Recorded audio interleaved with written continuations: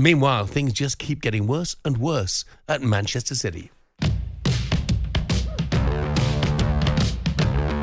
Ruben Amorim has beaten City for the second time this season, and Pep Guardiola has won one of his last 11 games. Manchester City 1, Manchester United 2. It's unbelievable what's happening at City. You just can't believe it, can you? And another humbling afternoon for Pep Guardiola. Liverpool 2, Manchester City 0. Nothing lasts forever, neither should you want it to. You know, maybe there's an element of when you climb a mountain, you have to come down the other side. Well, I didn't think I'd be reading this out. It is Manchester City 0, Tottenham 4. The reality, the reflection I have right now, I'm not good enough. So, I'm the manager. I will fix it. I'm missing. The truth is I'm missing. So, always I found a way, to even the feet, to find a way to say to the players, to tell to the players, to the training, the preparation. Always I had the way to get back. Now I'm not. Let's hear from the former City defender and manager Stuart Pearce. He was speaking on talkSPORT ahead of the Manchester derby and believes Pep Guardiola could resign if this poor form continues. Yeah, I could. Really? I could. As you mentioned, you kicked off with the pressures of the job. Somewhere down this course of a journey that you're on in employment, and it is employment, it's a career, but it's employment as well. You've got to get happiness within the workplace. And if he might look, and he's one or two of his close family members say, Pep, come on now, you're not the man that you were when things were going well. Is it time to step away from it, and freshen yourself up again for whatever challenge is there in front of him in life? And a lot of people I know will think, what? Pep resign? Don't think that'll happen. But I just wonder when there would come a point, Coisty, when Pep would think, I can't do any more with this. I mean, everybody's got their limits, haven't they? Of course. The one reason, or the main reason that a coach or a manager would walk away, I would think, would be, and as it should be, would be health. If it's affecting your health, then you've got to have a serious look at yourself when your family would tell you. Of that, I don't think there's any doubt. But I don't see him doing it because, unless it was affecting his health, because I think he's too much of a fighter. He's got a reputation. Has been somebody that's been successful for the vast majority of his managerial career.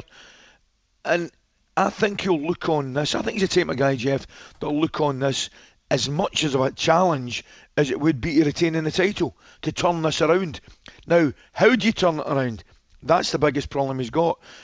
And I'm not sure now, looking at these players, that they are better than the results are showing, Jeff. Yes, I think I would say that, but they look miles off the team that has dominated the top flight in England for 3-4 years, whatever it may be.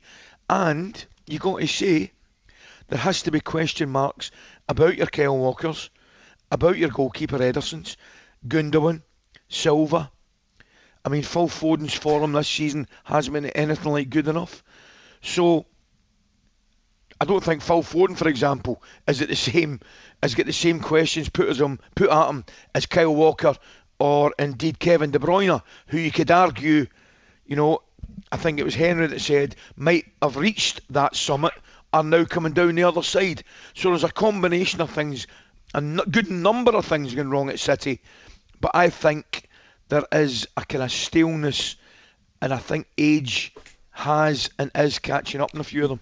You do just wonder, don't you, whether they're being complacent, having won the title 4 seasons in a row, and not strengthened sufficiently for the future from a position of power. Yeah. I think that's a very valid point, and it's a legitimate question that has to be asked. Obviously, it was a great day, though, for Manchester United, picking up that massive win against their rivals. No Garnacho, no Rashford in the squad. After the match, Ruben Amorim was asked about his decision to leave them out.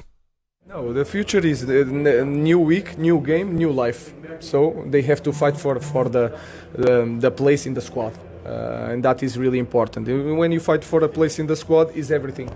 Is the way you train, the way you play, the way you push your teammates, the way you dress, the way you engage with the teammates, with the staff, everything. We evaluate everything at the moment because we are in the beginning of something, and I think that is the base of the success. So new week was not a disciplinary thing. Let's say it again, it's not a disciplinary thing, it's just a performance thing in all the things that you have to perform to be a Manchester United player. Let's take a call. Richard is on the line. He's a Manchester United fan. Morning, Richard. Morning, Richard. Morning, guys. How you doing? Yeah, Well, a thanks, happy mate. Manchester United fan today then. Yeah, but I don't think we can run away with it. It's about consistency, you know. We've won 2 away games, one in Europe, beat Man City. We've now got Spurs away, and then we've got Bournemouth at home on Sunday. So that's 2 games that we could slip up on. And if we slip up on those 2 games, we're back to square one. I tell you though, Richard, I mean, the one thing we can't argue, I think your manager and your coach, your new manager and coach, you're right to say it's very early days. Of course, it's very early days, but he doesn't have sound impressive, eh? It does, but do you not think it's that sort of new manager bounce that most teams have to start with? I'm not sure, actually. You could be right, and time will tell. But I just enjoy listening to him. I think he's clearly got a great vision of how his team wants to play. Interestingly, he left 2 players out at the weekend, as you know, Garnacho and Rashford.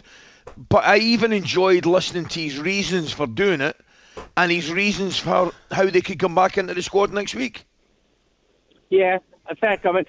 But there's one thing you can take upon what he's done is he's beaten Man City twice in one season with 2 different teams. Yeah, absolutely. Yeah. Richard, thank you very much indeed. Thanks, Enjoy your day. Lee is a Manchester City fan. Morning, Lee. Morning, Lee. Good morning, chaps. Are we all right? Yeah, well, fine, mate. How are you good. this morning?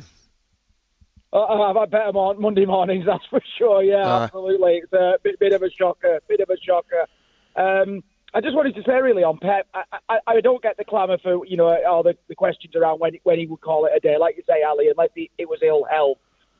He only signed a contract a few weeks ago, and he knew full well then what was going on with regards to this squad. The thing for me that what Pep's done, and I'm glad he has done it, but he's put a big chunk of his reputation and his legacy on the line with this new contract, because he knows the rebuild job that he has to do now. And he knows that if he doesn't do it and he doesn't get it right, etc., because this is the thing people keep saying, Ferguson did it time and time again and rebuilt.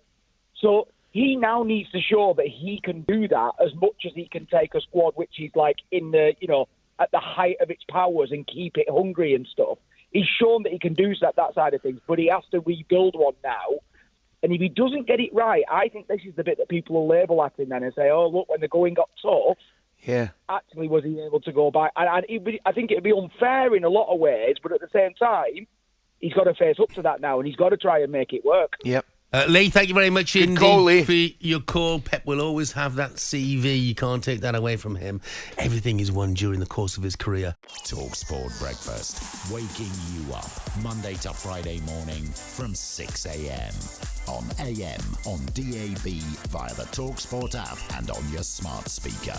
talkSPORT.